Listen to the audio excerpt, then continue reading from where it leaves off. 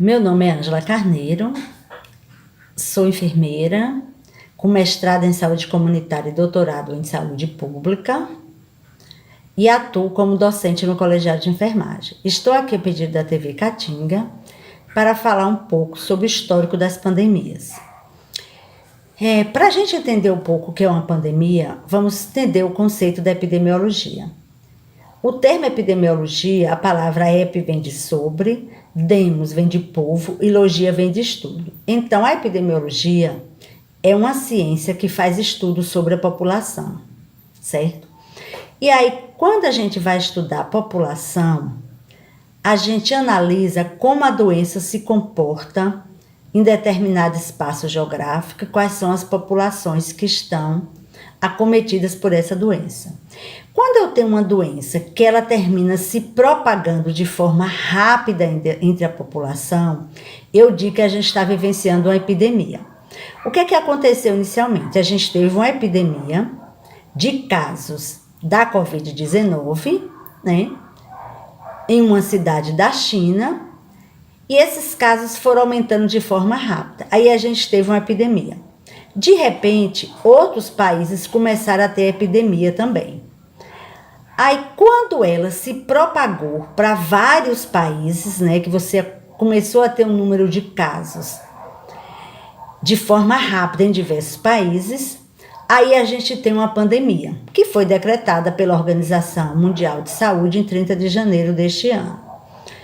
Aí vejam só, quando a gente fala da pandemia da Covid-19, talvez a gente não tenha uma memória histórica de outras pandemias. Talvez nós não vivenciamos efetivamente essa situação. Por isso que é tão difícil a gente compreender. Desde a época de Cristo, que a gente já leu na Bíblia de várias epidemias que surgiram. Só que a gente começou de fato a ter registro das pandemias a partir do século VI, com a praga de Justiniano, que levou esse nome porque quem estava no poder no período era o imperador Justiniano. Depois, no século XIV, nós tivemos a epidemia da peste, né, que ficou chamada de peste negra, que também levou a óbito diversas pessoas.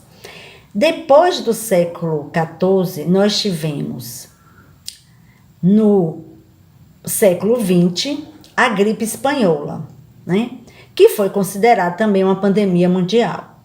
Só que ela terminou tendo maior número de casos e maior número de óbitos também em alguns países da América e principalmente na Europa. E ela levou esse nome de gripe espanhola porque a Espanha, por ser um país que não estava diretamente envolvido na guerra, ela divulgava os casos diariamente. Enquanto outros países que estavam envolvidos na guerra não divulgaram o número de casos, com medo de que as pessoas não quisessem ir para a guerra, já que está em condições de muita vulnerabilidade e não queriam participar. Então, na verdade, a gente teve casos da gripe espanhola no Brasil, mas não chegou a ser de forma grave como foi na Europa, que se diz que morreu um grande número de pessoas, né, desses países, que 30% da população da Europa terminou sendo ainda óbito por causa da gripe espanhola, né?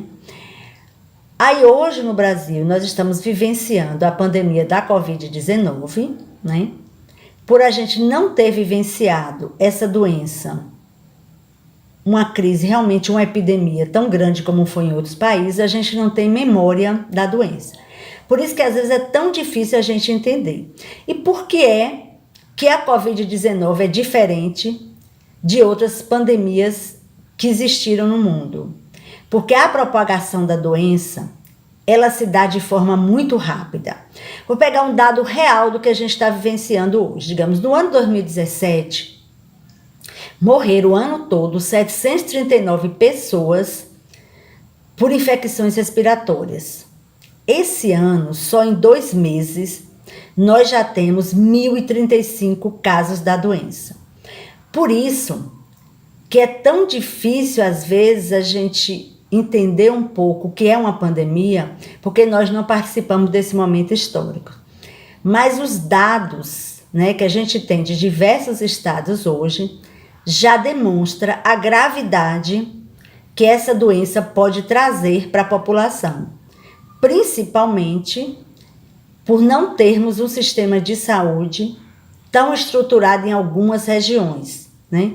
E também pelo número reduzido de leitos de UTI.